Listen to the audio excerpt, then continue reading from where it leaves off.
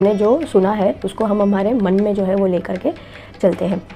अगर आपने कभी नोटिस किया है या ऑब्ज़र्व किया है या कभी आपने देखा होगा तो हमारे सभी प्रकार के क्रियाकलापों को संचालित करने वाला या उसे मोटिवेट करने वाला या उसे शुरू करने वाला जो ड्राइविंग फोर्स है वो हमारा मन ही है। अगर हमारा मन उसे ड्राइव ना करे तो हम कुछ ना करें।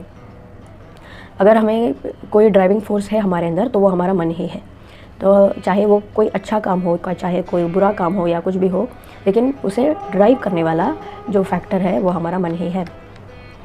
तो ये मन, अगर मन से हम भगवान के बारे में चिंतन करते हैं और मनन करते हैं तो इसमें पुण्य ज़्यादा होता है। तो और फिर कीर्तन में हमारा मन और हमारी वाणी दोनों जुड़ जाते हैं साथ में। तो इसीलिए जो इसका पुण्य फल है ये दुगना हो जाता है, क्योंकि इसमें दो इंद्रियां जो मन और ये हमारे वाणी वाक इंद्रिया जो है ये दोनों उसमें लगे रहते हैं। इसीलिए उसमें पुण्य जो है वो ज़्यादा है, क्योंकि इसमें मन एकाग्र हो जाता है।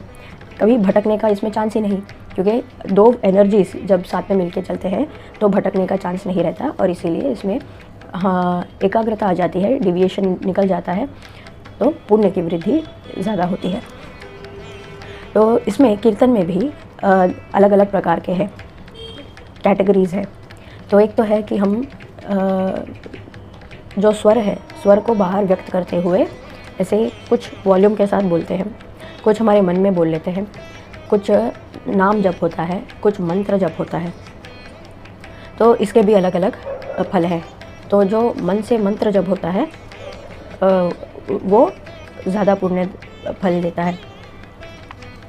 और फिर इससे भी ज़्यादा पुण्यदायी क्या है, ध्यान करना। तो जब हम कुछ ना करते हुए एक जगह पे रहते हुए या फिर चलते फिरते भी अगर एकाग्र होकर के ध्यान करते हैं, किसका ध्यान करेंगे? भगवान के स्वरूप का ध्यान।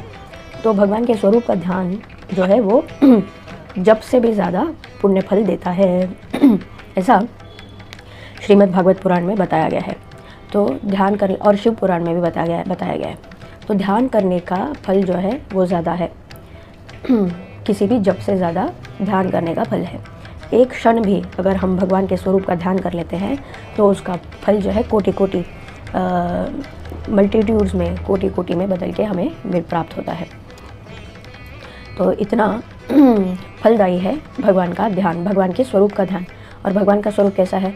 क्या ऐसे जैसे एक वो जो इमेज में दिखाया जाता है, अगर भगवान विष्णु हैं तो फिर वो शेषशायी हैं, या भगवान शिव हैं तो फिर वो चंद्रचूड़ होकर के